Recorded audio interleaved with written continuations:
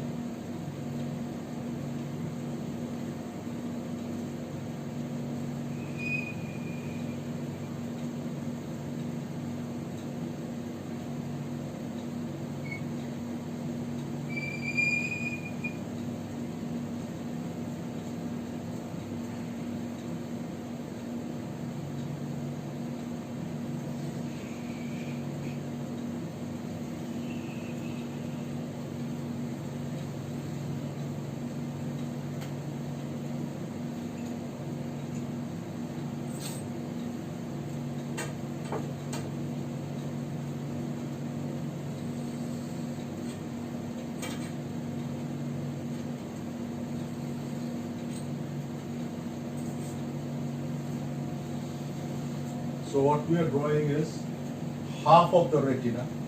This is the lateral aspect. This is the nasal aspect.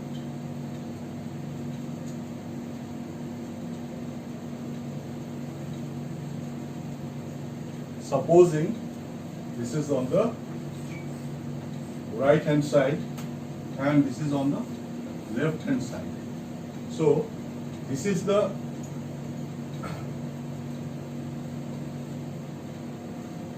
lateral or the temporal aspect, this is the nasal or the medial aspect of the retina on the right hand side, and this is the nasal and this is the temporal on the left hand side. So we see fibers from the temporal side or the lateral side, they will come together along with fibers from the nasal side and they will exit through the optic disc and they will form what is known as the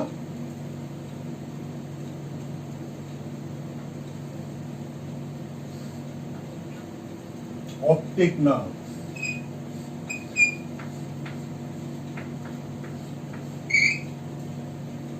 Or the second cranial nerve. Now interestingly, fibers from the nasal side will cross over to the other side. This is the midline.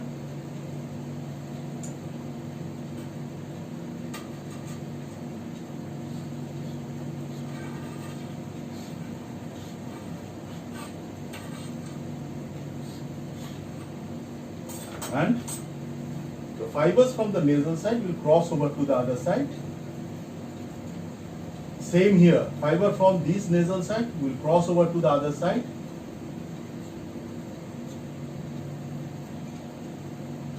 Thereby giving an interesting phenomenon whereby light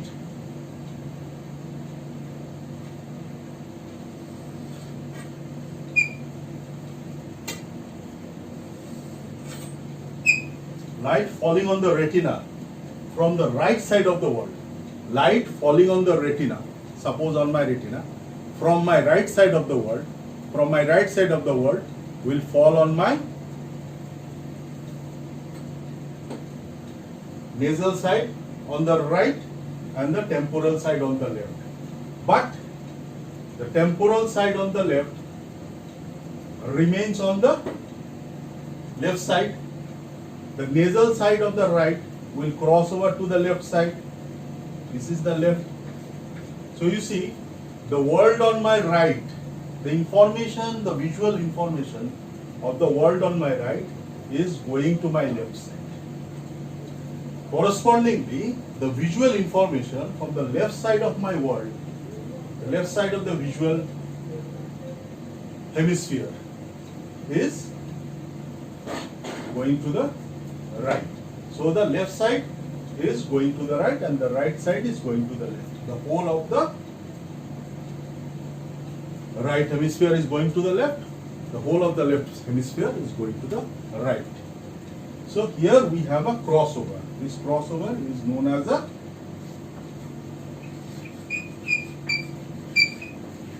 chiasma. This crossover is known as the chiasma. Here it is the optic nerve. Then we have a crossover of the nasal fibers.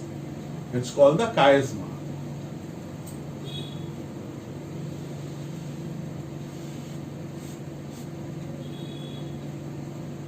And the coming together of the supposedly the right sided nasal fiber and the left sided temporal fiber. The temporal fiber stays on the ipsilateral side. The nasal fiber goes to the chiasma, to the contralateral side.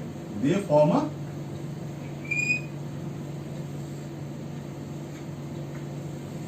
tract. This is a nerve, optic nerve.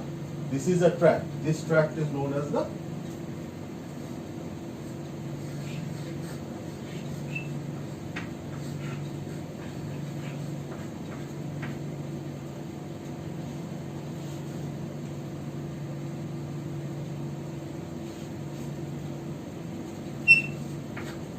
optic tract.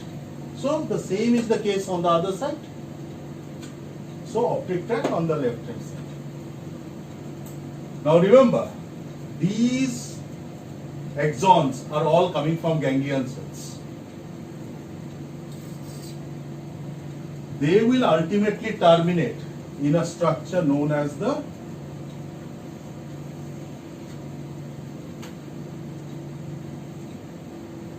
dorsolateral geniculate nuclei.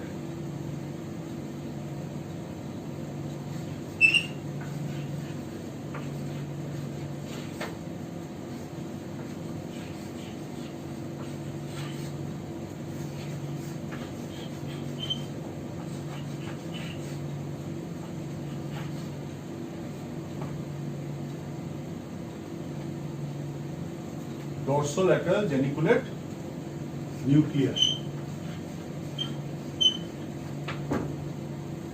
We also call it the lateral geniculate body of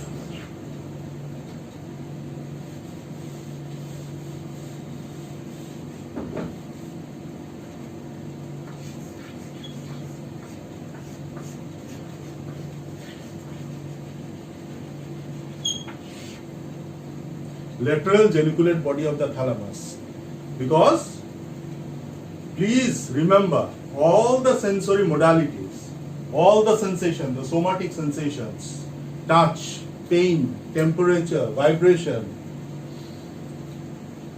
the special senses like taste, the vision, the hearing, all has to pass through the thalamus.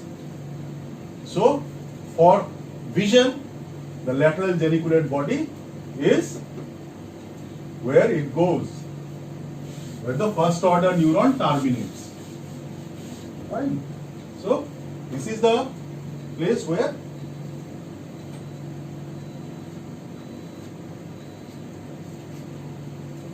the ganglion cell axon will terminate.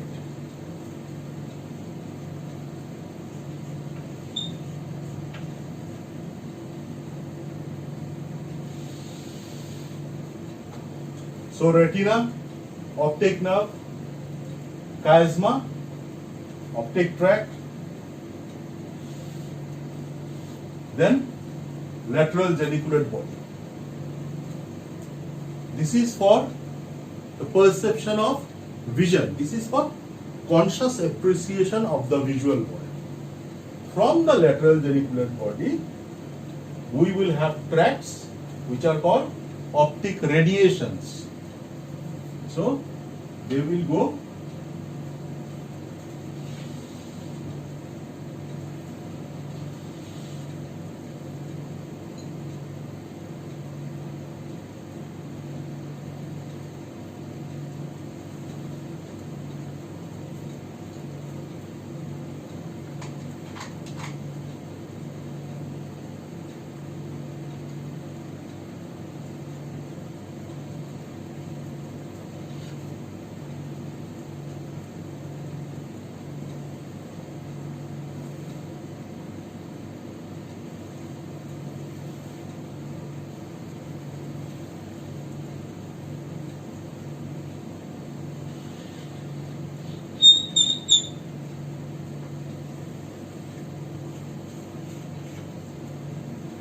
So we have from the lateral geniculate body, we have nerve fibers arising, which will go to the calcarine fissure or the primary visual cortex or area number 17. So from the lateral geniculate body, they will go to the calcarine fissure or also known as the primary visual cortex, also identified as Brodmann's area number 17. This is in the occipital lobe. So this is in the occipital lobe.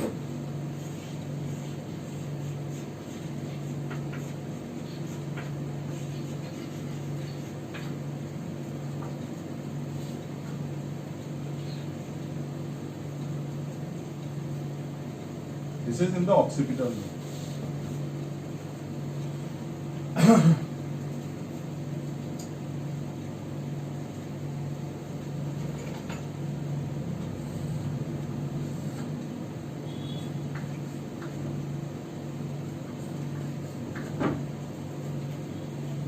This is where you have the primary visual cortex.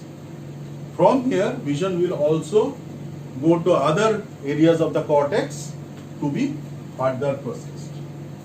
Now let us see what happens when we have any damage in this progression of visual senses from the retina to the cortex.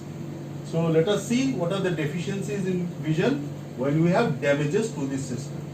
First and foremost, suppose we have a damage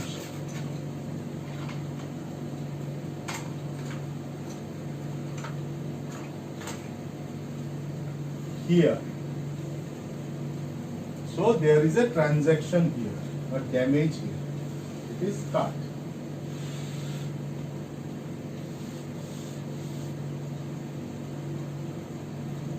So, number one, please remember this is case number one. What will happen? The whole of the vision from this eye will be gone. The perception of vision downstream from this whole of the eye will be gone. So what will the eye see? Let us take the right eye. This is the right eye and this is the left eye. So this is the right eye. This is what the left eye will see. The right eye will see nothing at all.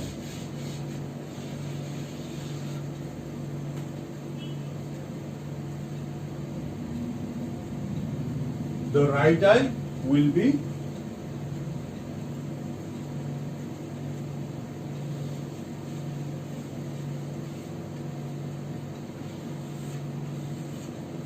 blind, totally gone.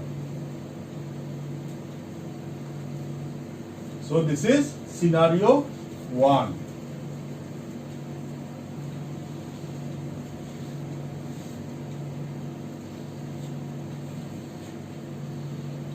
Now suppose we take another scenario where the transaction is here. there is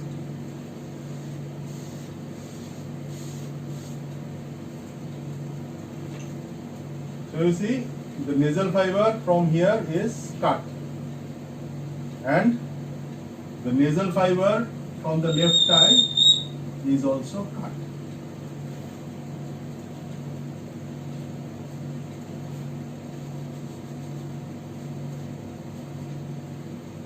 This is scenario number 2.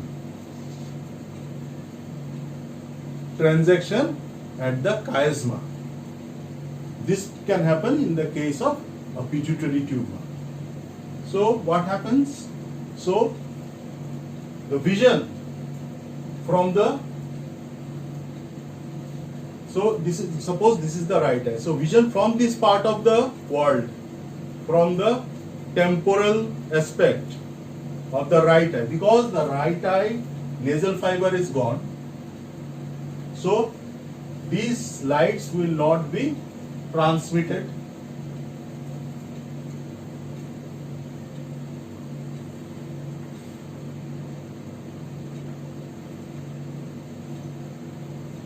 So right eye, what happens? The right eye will have a vision whereby the temporal aspect will be blinded. Also look at what happens to the left eye. The left eye, light coming from the temporal aspect of the left eye is also blocked. Thereby, in the left eye also, temporal vision is gone. So what remains behind? Only the nasal vision remains. The binocular nasal vision remains. This is the second scenario. What do you call this? Bitemporal. The second scenario is called bipolar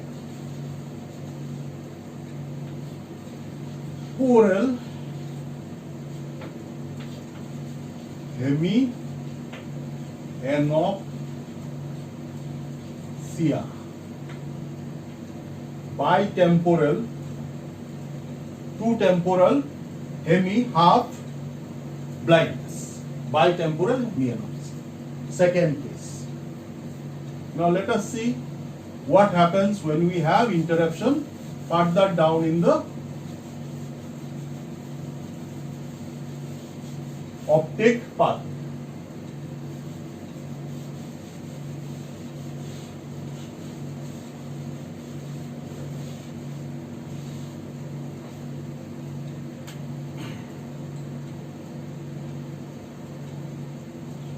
Suppose we have an interruption here in the optic tract.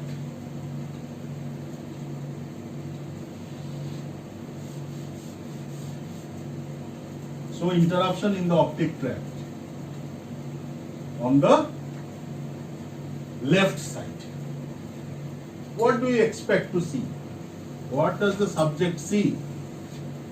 What is the experience of the subject?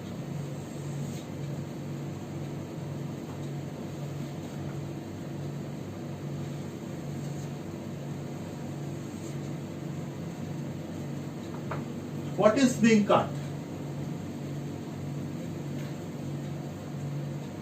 Nasal fiber from the right side, temporal fiber from the left side. So this is the right side. The right side vision. So nasal fiber from the right side, just like as before, nasal fiber was cut. So the person experiences blindness on the temporal side of the right eye field. Now see, temporal fibers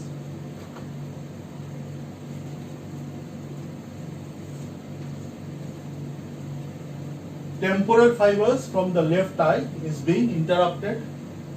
So nasal vision from the left side is interrupted.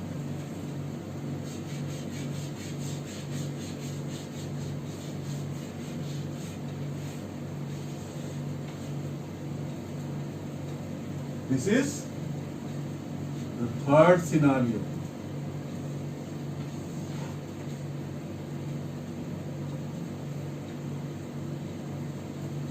When you have interruption of the optic tract, thereby cutting the fibers from one of the hemisphere, one of the optical hemisphere on any one side, what do you have? You have the inability to see the other side. So you see, when the left-sided optic tract is being cut, the subject cannot visualize the right optical hemisphere. Fine? So this is known as the third scenario or the third injury, which brings about blindness on the same side, is known as homonymous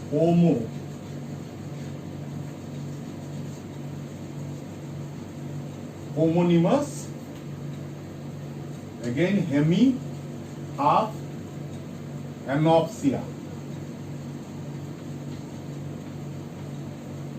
So homonymous hemianopsia. Previously, in the second scenario, it was bitemporal hemianopsia. Now it is no longer bitemporal. One is temporal, the other is nasal loss. So you have homonymous or the same sided, half of visual hemisphere is lost. Fine. This is the third scenario.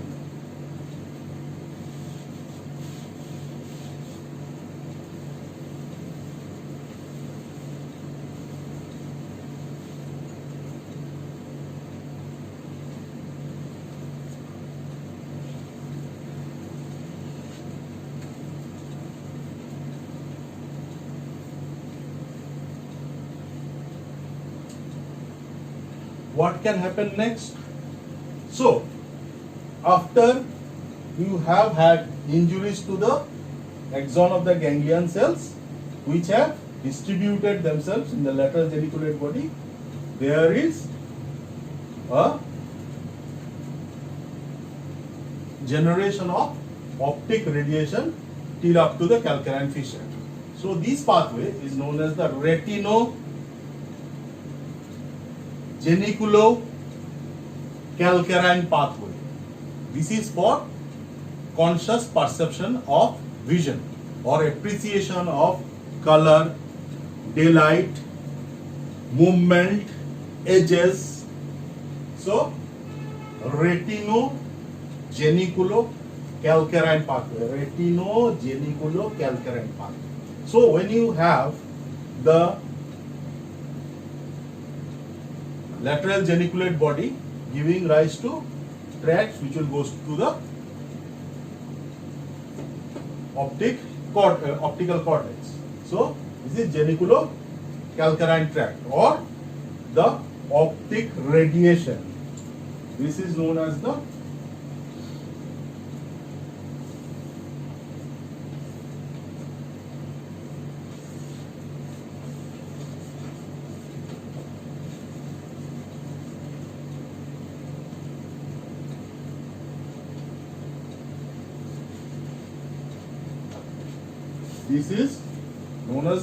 optic radiation. And just like every other sensory radiation that goes from the thalamus to the cortex, this must also pass through the internal capsule. We will get to know that in next classes. So, this optic radiation passes from this dorsolateral geniculate nuclei of the thalamus to the calcarine fissure in the optical cortex through the internal capsule. So this is the optic radiation. Now the optic radiation here from the lateral geniculate body, the optic radiation spreads, it fans out and it goes to the optic cortex or area number 17. And suppose in this fanning out you have this loop of Meyer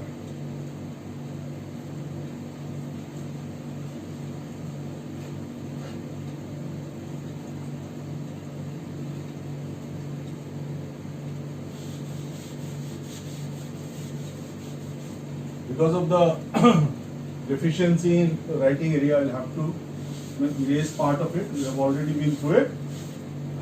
So let us skip a part. So what do we have here? We have